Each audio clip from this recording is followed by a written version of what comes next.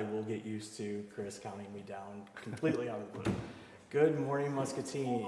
We are coming to you live from downtown, and we have a whole bunch of cool stuff. I want to top off the show with a couple of quick things coming up this week. Don't forget, Thursday night is Almost Friday Fest down on the riverfront. There's the adult studio, the colored pencil, solid blending at the Art Center. And Friday morning is the Kids First Pancake Breakfast out at Crossroads. So don't forget to put those three things on your calendar over the next couple days. And then after you get those on your calendar, go for a quick drive and check out what Mr. Monahan's been working on. We've got Ron Monahan here with me from the Community Foundation. Yep. Morning, Chris. How are you, sir? Good. Very good. And, you know, we've been talking about this, and it's been coming for, geez, I don't even know how long we've been talking about it now. But the first 3D printed house in Iowa. Last week, you guys got to get started, and I think Chris is going to be able to bring up some pictures here just to kind of show it. And then we've actually got a video for you here in a minute to show you what it actually is like. But how did it go?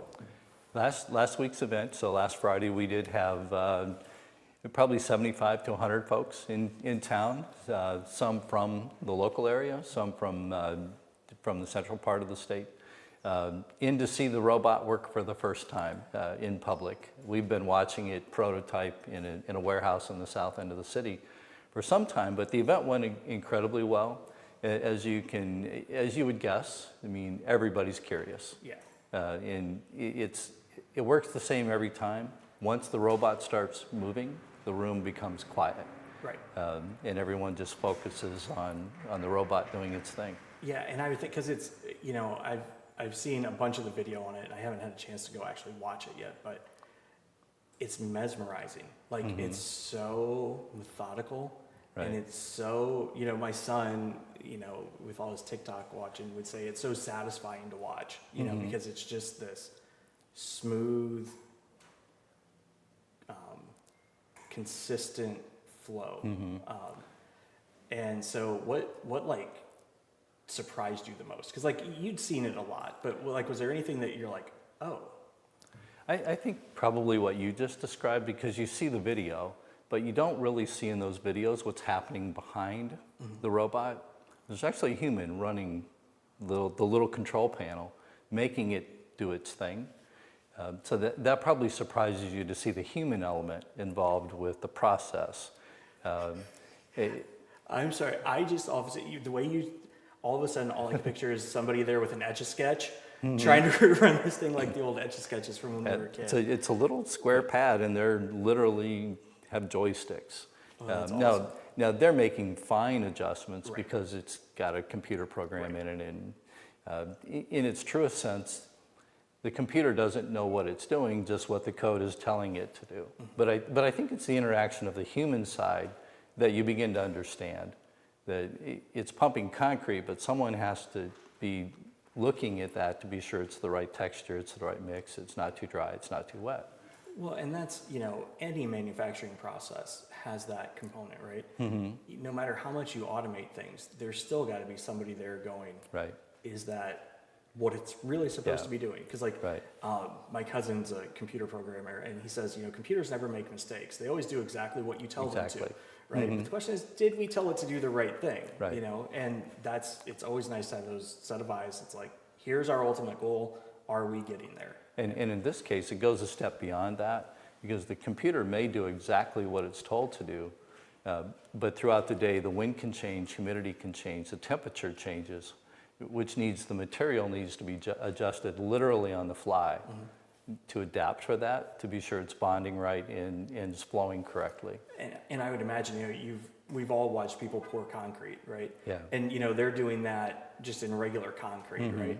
And so I would imagine with all the extra polymers or whatever the magical special sauce is that they put in this, I would imagine that's even more precise than, you know, laying normal flat concrete. Yeah, and remember, now you're going vertical. Right. And plumb is important. So the tolerances are incredibly tight, and the mixture has to be tight at the same time because it's bonding layer to layer as it goes up. That's true. So Chris, could you pull up that video so they can kind of see the actual, the process of it laying, and we'll we'll kind of play it through a couple times here, if you would, Chris, as it goes. But what you'll see is it kind of come around a corner, and it's, as you're watching it, you know, you can see, this was a practice. Right, run. these are demo walls. Yeah, so these are demo walls. You know, like if you look, you can see it coming super smooth around the corner. It hiccups just a little bit, and then, but you can see it just doing its thing. And what I thought was really cool is it reminds me of like soft serve, how it just kind of like finds where it needs to go. You know, like it just sort of like balanced out even after that little thing.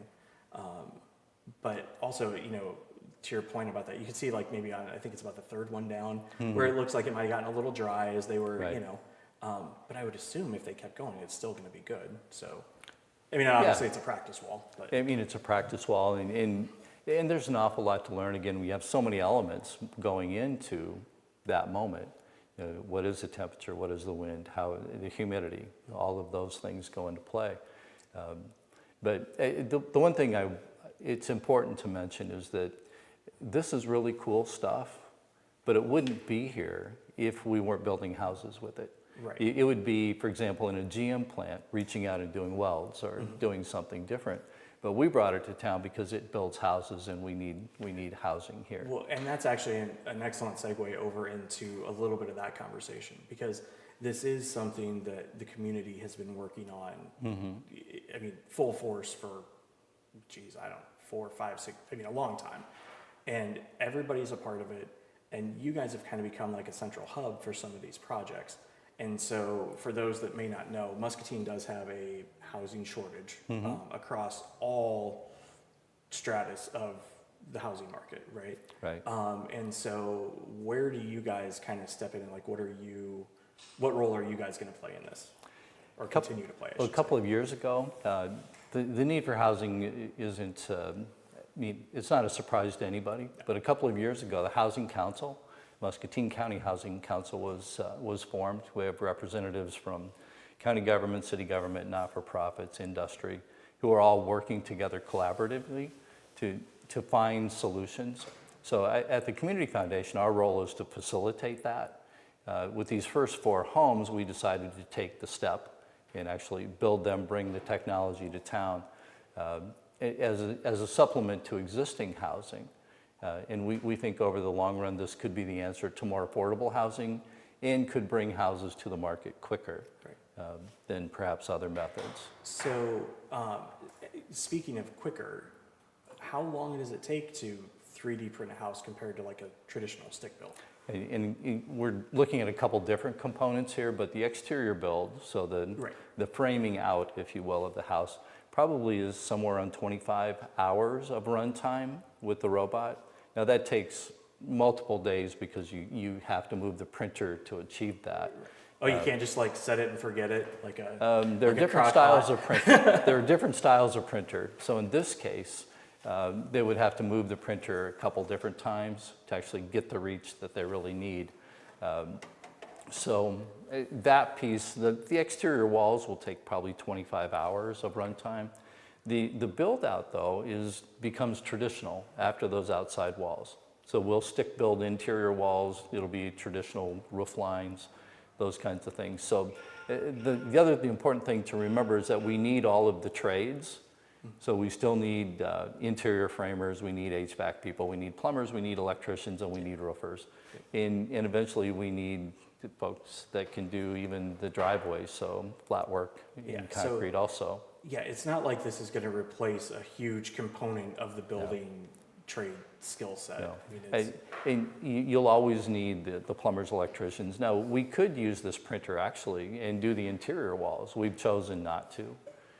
Here. We could eventually we'll build on basements. Eventually we'll do 2-story homes, and it's probably not that far away. But you still need the trades, and it's a complement to existing housing. So then I would assume you would have to do like on a 2-story. I don't know how much you've dove into that, but like you go up your 10 feet, and then they probably have to put the floor in, and then do they just set it on top of that, or like build in like components? Do you know? The actual print, the 3D printer itself is sitting on hydraulics that will lift it, and then there are other components with it for example, scissors lifts underneath that component that could accomplish that. Oh, cool. There are various ways to get there, but so You could hold it up with another crane and lift it up. yeah, Probably not if accurate stability enough. wasn't an issue, we could do lots just, of things, just right? swing them around. You Yeah. know, safety's not an issue. Don't worry about Yeah. OSHA, anything like that. So, So the other thing that was cool that we were talking about before the show is at the end of the day, this is going to look like a normal house, Mm-hmm. right? Like you'll drive down the street. It's not like,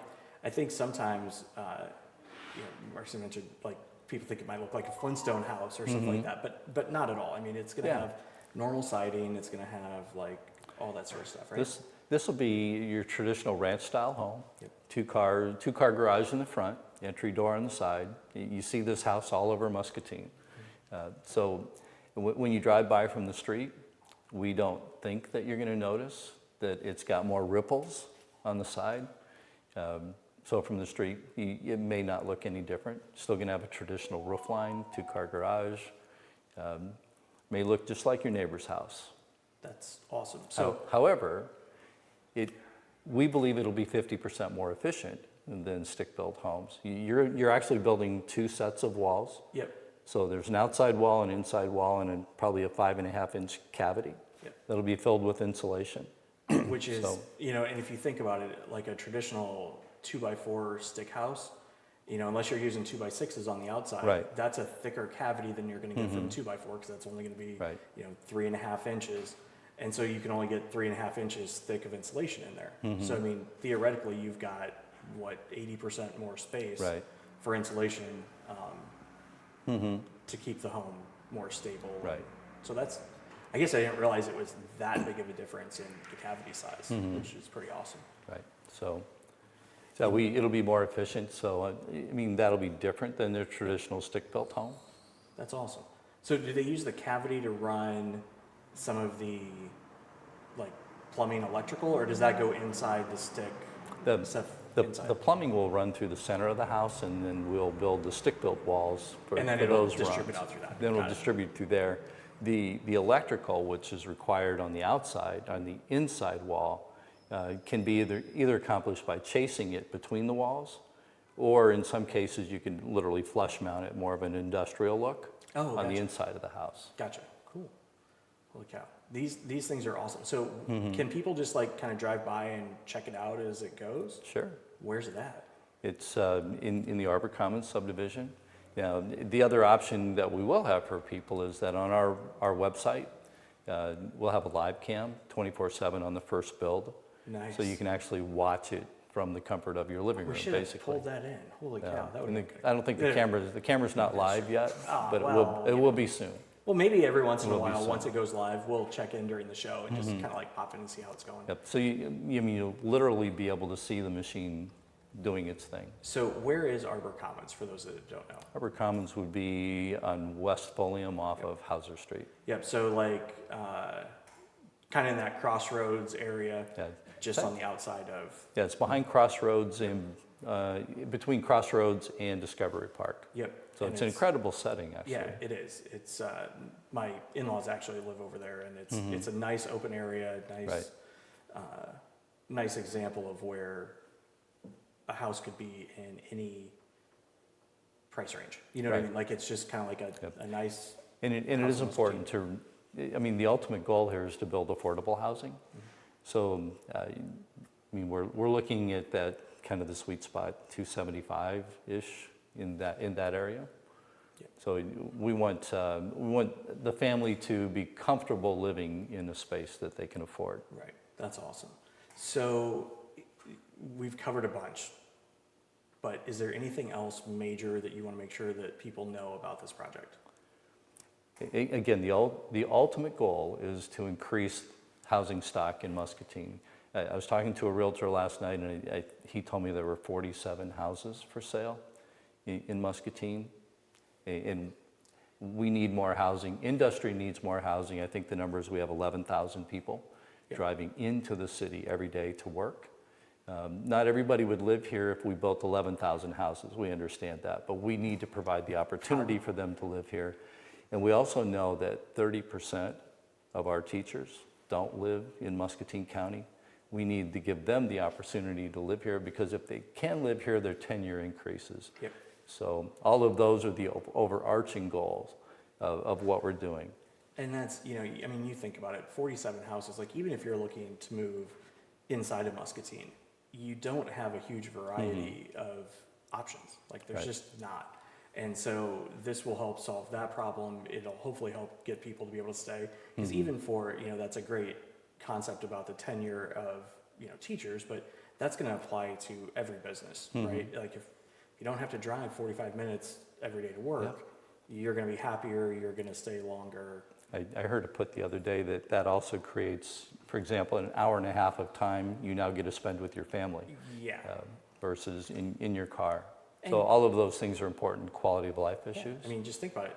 You could make it to almost Friday Fest and you wouldn't have to be on the road. Like you could just go there, go home. You don't have to worry about driving 45 minutes Exactly. afterwards. So Ron, thanks for stopping in. Thanks. It's a tremendous project. Obviously, keep us posted throughout. Make sure you guys keep sending us pictures and we'll keep everybody updated. Yep.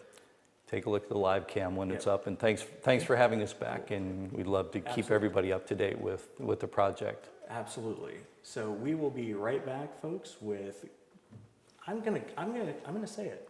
Cycling legend, Greg Harper, with the Melon City Criterium coming up this weekend, and probably talk a little bit about RAGBRAI. We'll see you in a minute. It's time for an update from the Not So Late Show with Austin, brought to you by Unity Point Health. Listen up, everyone. I've got some news. Things are still kind of crazy out there, and the pandemic is still going on. And it's hard to keep people healthy. And right now, things are really tough for healthcare workers. There are a lot of people needing help with their health. They're working very hard. They're tired. And they are working extra shifts. Well, that would be like when you just get right out of school. You have to go back and do it all over again. Ugh. So there's something you need to know. It's time to be kind. Healthcare workers are doing the best they can to help you. They just need your help too. Take care of yourself however you can with your vaccinations and your healthy habits. But if you get sick, go see your doctor. If you have to wait, be patient. Be a patient patient. They're real people just like you. And do you know why they're working so hard? For you. So show them a little love, or at least a little bit of kindness. That's one way we can all feel better. Okay, that's all I've got, everyone. Stay safe out there and remember to be kind to healthcare workers. This has been a special update from the Not So Late Show with Austin. Good night. We'll see you next time. Welcome back, everybody. And I, as promised, have I can't think of any way to describe you other than like the local cycling legend. I mean, like I've known who you were since I was probably 5 or 6, right? You guys have been, your family's been such an institution with the business and in the cycling world that I don't know of anybody that wouldn't know who you were, which is awesome. That is cool. Now, you call me legend, and my good friend Matt Bailey, who used to live in town, he moved out to Fort Collins, Colorado. He went last year with me on RAGBRAI to help, and his term that he would call me on RAGBRAI is RAGBRAI royalty. So That works. royalty sounds good. Legend, I'm still around, but yeah, they both work. Well, but see, I would put you in the same category as like the Chuck Van Heck, right? So like Van Heck has a building named after him. Yeah. Funniest story ever. There's a little plaque on the side. Of the building out there, yeah. Yeah, and my son, who's 11, and of course knows Chuck, walked up and he saw it one day. He's like, "Did Mr. Van Heck die?" Because he thought he was dead. So, good thing. No, he hasn't. He's still alive and kicking. But Good. So you've got a busy summer coming up. Yeah, yep. You know, so obviously Greg is the owner of Harper Cycling and Fitness. Which, Family business. yeah, yep. So real quick, let's talk about the Criterium coming up, because this is something I remember from when I was a kid. You've been doing it forever.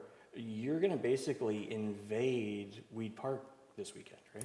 Well, we're going to take over the park, yeah. This year's the 43rd annual Melon City Criterium Charlie Harper Classic, and I added my dad's name to the race last year.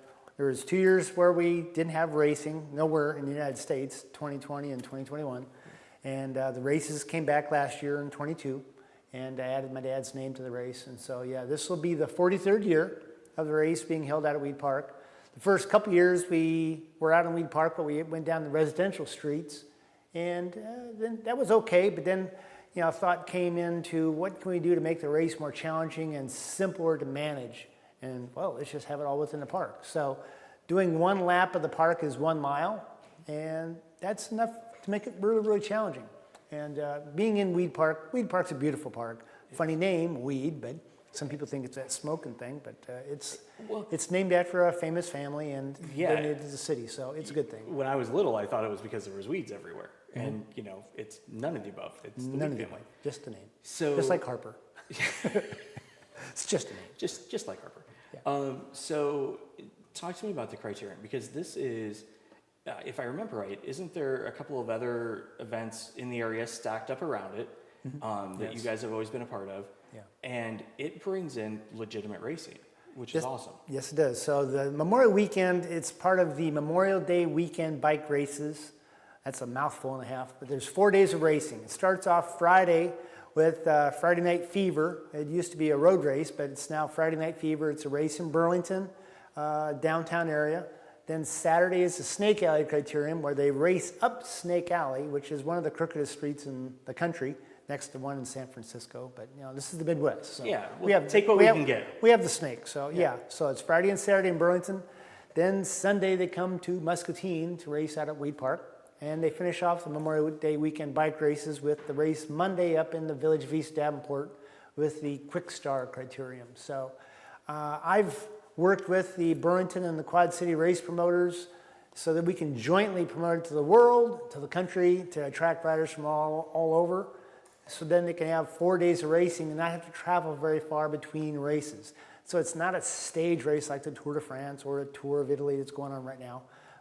We're not of that level and caliber, but for racing in the Midwest, it's a big deal. And for some, it kicks off the season of bike racing in the Midwest, and then it usually ends around Labor Day weekend with a racing series down in St. Louis. So yeah, the Memorial Day weekend bike races, big deal. We attract riders from all over the country, usually about 25 different states. We have attracted a team from Canada in the past. Right now we're at 159 pre-registrations, which is on a little below previous years, but we're looking to have a good turnout this year. So for the people who know nothing about racing, of which I would qualify, like I know I can watch them on the screen when they do the Tour de France. That's what I know. Mm-hmm. And pedal hard, go fast kind of a thing. Yep. So obviously you'll have age divisions, I would assume, right? I have many different age categories and experience levels. So the racing starts at 8:30 in the morning with young kids. They're called juniors, the 9 to 12-year-olds.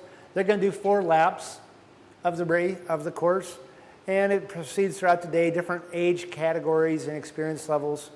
The Pro Elite women will race at 3 o'clock, and they're going to do 20 laps, 20 miles of the Weed Park. And then the Pro Elite men, they'll start at 4 o'clock, and they're going to do 40 laps. So at 40 laps, they start at 4 o'clock. They'll be finished before 6 o'clock. That's what I was just going to ask, because I'm sitting here thinking, okay, if I had to bike 40 laps around Weed Park, it would probably take me... It's 1 mile lap. Yeah, I'm thinking that would take me 2 or 3 weeks, because, I mean, there'd be a hospital stay in there would be, the ambulance, all that stuff. Sure. Or I could get that electric bike that I took a ride on last summer and just... Can you do that? Can you use electric bikes? No modifications, no e-assist on this. I'm out. Maybe we can add that category next year for the 44. That would be actually kind of, maybe you could do like, how like with a lot of 5Ks, they have like those little 1 mile like family walks or whatever that goes with it. Maybe you could throw together a couple quick lap family thing. Yeah, we could. Adding to the family aspect, we are going to have food trucks out there for a change in addition to the race this year. So we have Ladybug's food truck from Tipton is going to be here, and then Arlie's taco truck's going to be out there. Arlie's is And Cindy Carver with Rendezvous Banquet and Catering is going to be set up out there in the park too. So we're having food vendors for the first time. That's so awesome. that's a huge change and improvement. Okay, so for those that would want to go watch this, what's the best way to experience it? Like, where should they park? Where do they come in? Like, because I know, I mean, Weed Park is huge. There's a couple of ways to get into it. What's the best way to do that? So the park is closed to vehicular traffic, so you can't drive and park inside the park because the race is held within there. So a lot of people and racers will park in residential streets. Some will park in that back parking lot of MCC behind the tennis courts, and then walk right on in. Or they can park down off of Colorado Street. Oh, right. In the lower parking lot down by the lagoon and walk up. So they can park anywhere outside the park and walk in. You gotta walk. It's not handicap accessible. Sorry about that, but it's an outdoor activity. And so they can walk that way. The start finish line is at Parkington and the playground equipment. That's where the start finish stage line is. And they go in a counterclockwise direction. So they go down the hill past the aquatic center, past the lagoon, which we used to have the speed hump, which was an exciting spot to watch racers fly over that speed hump, but now it's gone. It's gone. And then they scream up the hill and come across finish line at Parkington again. So the best way to watch a race is walk the course backwards. Whoops. Nope, you're fine. I'm unplugged. Walk the course backwards or walk the course clockwise so that you can see the riders coming at you. Oh. And I would have never thought about that gives you a better perspective, because if you're walking the same direction they are, they go whizzing by and it's like, oh, you don't see them coming because bikers are quiet. We don't have motors, and even though they're breathing heavy, we're not breathing that loud. Yeah, you're not gonna. Huh. So walk the course backwards, clockwise. Now, so is there an admission fee or anything? It's free to the public. Bring your kids, bring your pets, but if you have pets, keep them on a leash, or keep your kids on a leash. Whatever the case may be, we want it to be safe. So it's free to come out and watch a race all day. Bring a picnic basket. Come enjoy the day, because I've got the good weather request in. Looks like it's going to be hot and dry, which I'd prefer dry versus that liquid sunshine, which makes it a little more challenging. Yeah, and but I mean, you do it rain or shine? Rain or shine. The only time the race is suspended temporarily is when there's lightning. The officials have their little app on their phone. If there's a lightning strike within a certain distance, the race is stopped until it's safe, and then they resume. Sort of like caution flag in a race, you know. But the only thing is the cyclists don't keep pedaling. They have to come to a stop and go to a safe spot. Gotcha. So, and I would assume, you're not out there with, stopwatches on everybody. So you've got some awesome timing gear, I would assume. And so you'll know like right where they were and all that other fun stuff. I have an officials crew and start-finish line camera and stuff for the finish of each race. So the officials, they have watches, and they have multiple people up on the stage, recording every rider, every lap. So if the race did have to get suspended temporarily, they know the order of where everybody's going to be. So Once the race is started at 8:30 in the morning, it's all in the hands of the officials that I'm required to have there. And so they run the race. I'm walking around just taking care of other things, but they run the race. So do you ride? I race. I am one of the few race organizers, race directors that competes in his own race. And I do that because great volunteers from the Melon City Bike Club, Muscatine Club members, that help be corner marshals, help with the registration, help with other things that happen during the day. So I'm able to compete my one race, my 60-plus category, and that's what I'm going to do this year. I'm only going to do one. I have done 3 different events when I was younger, and maybe a little, I don't know, but yeah. A little crazier? Crazier, yeah. Yeah, that seems like, again, I would die. I would absolutely die. But, so the Criterium this Sunday, just head out to Weed Park first thing in the morning. Yeah. You stop down at Waffle and Pancake House somewhere, get some breakfast, head out, just take your lawn chairs, go hang out for the day. Yeah. I mean, Come on out. Awesome. It's free. I remember when I was a kid, so I had some friends that lived on Oakland, right over there. And so we would head over and we would head up Yard every party. year and watch it. And, you know, it's just fun. And it's one of the events in Muscatine that I love because it's a niche thing, you know what I mean? But it brings people from all over the Midwest to Muscatine to see who we are, what we are.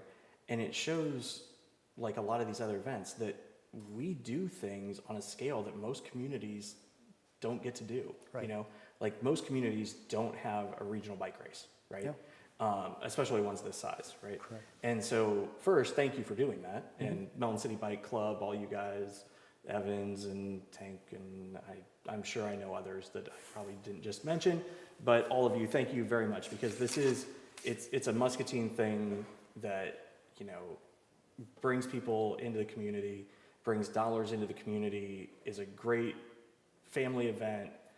And again, like all these other like more unique events, even if cycling isn't my thing per se, you can go enjoy this for a day, right? You can, It's yeah. great entertainment, it's live, there's stories behind it. You can watch the racers battle it out, and it's engaging, even if you're not the guy that's going to go hop on and ride 40 miles on a bike, right?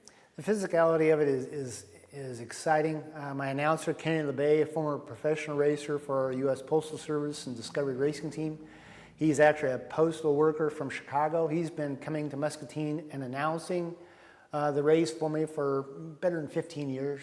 And he looks forward to this race every year to come and announce. And he is a very colorful, knowledgeable former bike racer, but bike rider, and he is entertaining in himself. So he'll be out there announcing the race. So he'll give you a little bit of background of what's going on during the race that you as a novice cyclist or not even a bicycle racer, he'll explain what's going on, and it gives you a better perspective of the race and how it transpires. You only have to cross the line first that last time. Time across the lap. You don't have to lead the whole time. It's the last lap. After they ring the bell and they come back up that hill and across the line, you want to cross first. You know, it reminds me of NASCAR a lot from that function. It is. Other than you're pedaling it yourself. You know what Well, I mean? yeah, like NASCAR, you watch the strategy-wise racing for the crashes or the other things. Here, bike racing, that's skin. We don't wear padding or nothing, so Yeah. crashing is not good. But the drafting and the tactics, Yeah. it's similar to NASCAR in Yeah. that sense. It's a form of bike racing. Yeah, and which is awesome. And that's, you know, I often try and like compare things to other things that people may, you know, understand to kind of put it in perspective for them. And that's kind of what I always think of is like, again, when I was a kid, I remember watching the draft, you know, and watching these guys fly. I mean, you know, you used to do it when you were a kid riding your bike. You know, like you'd get up behind somebody and you'd try and tap them or whatever when you were screwing around. And we'd usually wreck and it was a hot mess, right? But these guys are doing it at, like, how fast are they going? 25 to 30 mile an hour, Yeah. And inches apart. inches apart, 20, yeah, like, to me, that's more impressive than, you know, driving a car. Well, I don't know about more, but at least equally impressive of, you know, because, I mean, they're right on top of each other. I mean, it's crazy. So Yeah. that's, is there anything else about the Criterium before we get to talk a little bit about RAGBRAI? I guess I'd like to go and just mention this being the 43rd year for the race. It wouldn't happen without some sponsors, and I'd like to acknowledge absolutely. some of them. You know, we brought on Squincher Hydration as a major sponsor, Harper Cycle Fitness. We have Unity Point Health, Trinity Muscatine, the Melon City Bike Club members, the Olson Family Dentistry, CBI Bank and Trust, Contrary Brewing, VH Willis Company, several bike club members, Chuck and Joyce Vesey, Robert and Sandy Hayes, Larry Osborne, Ruth Ann Hoffman, Joni Axel, the Muscatine Trails Committee, you know, Ed Morris Chevrolet Buick GMC, they provide a pace car for several years, which is, Oh, that's cool. yeah, it's nice having a pace car so the spectators know when the racers are coming, because it can sometimes get spread out quite a bit. We have the food trucks, Ladybug's Food Truck, Arlie's Tacos, and the Rendezvous, and Hy-Vee Main Street's helping us out this year with watermelons for the winners. Oh, nice. Little mini watermelons. So Nice. that's a great stage presentation. So when we bring the first three winners, placers, up to the stage, we give them a watermelon to hoist above their head. So Nice. it's a cool thing there. So thanks to all the city employees, the Park and Recreation, Search and Rescue providing first aid, and just come out and cheer. It's all day, it's free. Yep, it's awesome. It is a great event. You will enjoy it. Kids will absolutely love it. I mean, they may not want to be there And we have all kids day. races too at 12:30. So Oh, that's right. bring your Yeah. little kiddies, little Yeah. kids with their trikes and bikes and stuff. We're gonna let them do one lap at the top part of the park to race too. Oh, that's So awesome. bring the kids out. Awesome. So that's ours. Then we get to be a part of the big state biking event. Which, One melon of a ride, yes. Yeah, yes. And this is, every, handful of years we get to be a part of RAGBRAI. And so it's always a blast. I used to remember, we lived on Mulberry for a while. They just like flow in down Mulberry back in the day. And so when is RAGBRAI? What all are we going to be doing this year? How does it look? Well, this is being the 50th annual RAGBRAI L as they want to call it. It's a big deal. It's going to be the last full week of July. I believe it's July. I look at my calendar because I've got so many things going on. They'll be coming to Muscatine. Muscatine will be known as a meeting town. And what meeting town represents on RAGBRAI is each day, the starting in any town, the halfway point is called a meeting town. And clubs and teams some of their members will ride to that meeting town halfway, and then the other half will ride the second half from the meeting town in. Muscatine, on that last day going from Coralville to Davenport, we're a meeting town. We're also on the river, so it's a chance for the riders to double dip if they want. They can dip their wheels in the Mississippi and Muscatine. There'll be a photo op by the clan man, I believe, and then dip again up in Davenport. So being a meeting town, it's a big deal because some riders may end the ride here, may start the ride here, and it's a next best thing to be in an ending town where the riders complete their ride. So how many people will be coming in on RAGBRAI? Do you know? Well, there's various numbers, anywhere from 20 to 30,000. So that's a big number. They'll start coming into Muscatine probably as early as 8 o'clock, but the masses will start coming in sometime after 9.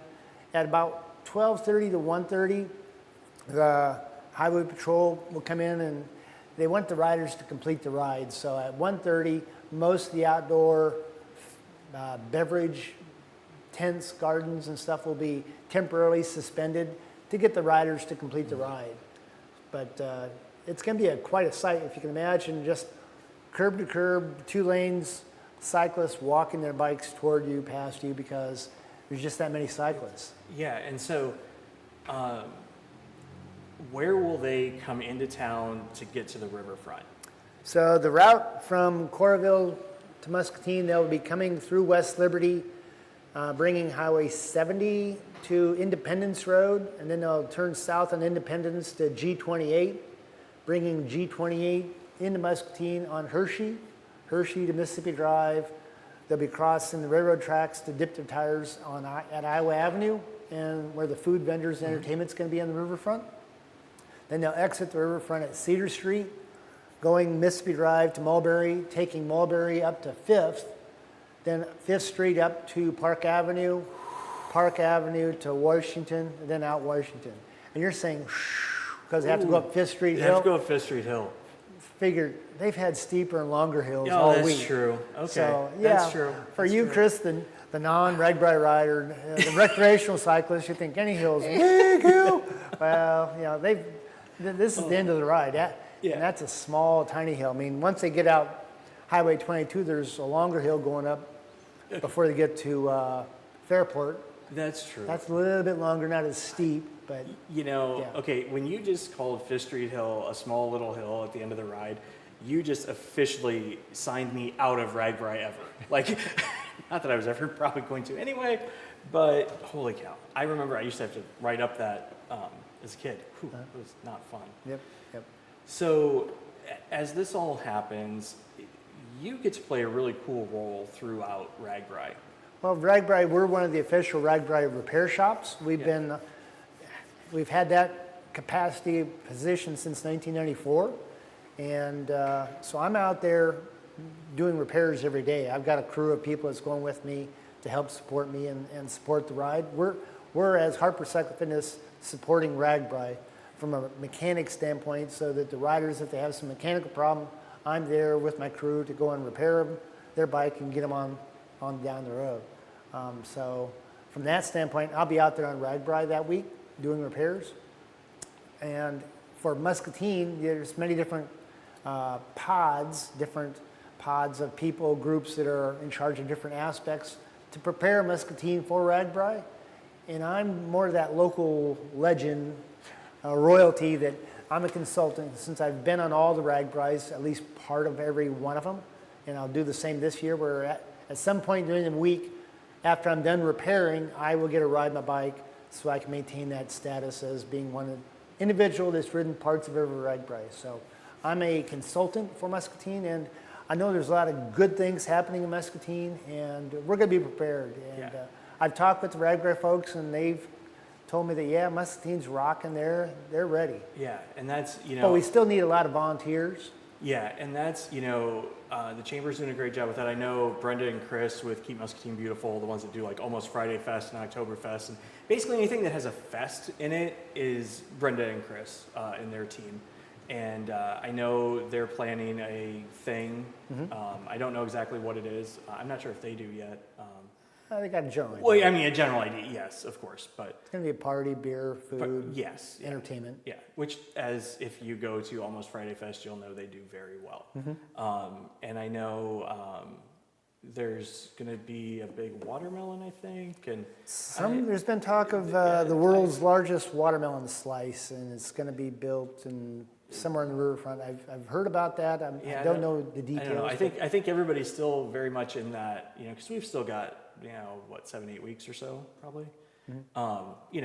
Kind of taking the ideas and figuring out what's actually doable, what's not, and what we can pull off. But I know we'll be down there probably getting pictures and probably go live a couple times and talk to some people, and for those that can't make it down. But it's just awesome. Like, I love when RAGBRAI comes to town. It's, sometimes you're kind of like, I can't cross the street because there's 6 million bikes, and they're like, well, yeah, but that's cool, But so, is there anything else about RAGBRAI that we should know?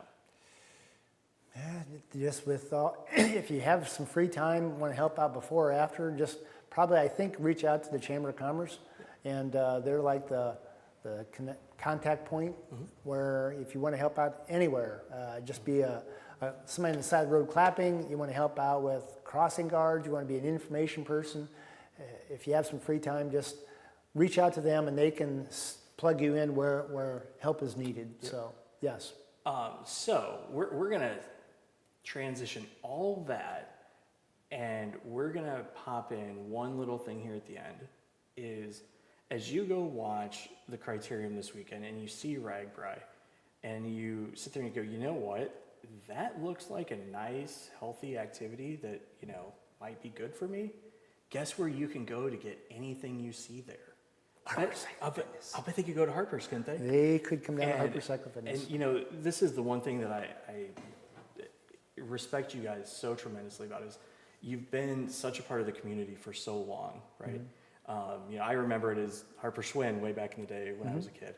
But, one time you and I were talking, and you were talking about how, you even help, some of the local employers do these bike builds for, team building, and then the bikes get donated into is it the pool that goes at Christmas? Yep, it's Salvation Army. Yep. Toy Time. Yep, and so, yes, anytime you need something even remotely bike related, you guys are there. You are one of the foremost experts on anything on two wheels.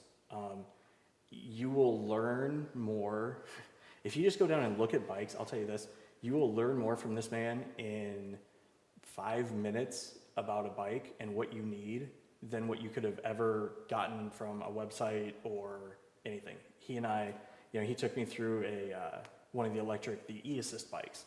And I'll tell you this, that is the greatest concept ever for a recreational biker, because it takes the, how far can I go off? You know what I mean? You can just ride, you can push yourself as hard as you want, and then you got that nice little catch. Yep. And so absolutely great. Stop down and see them.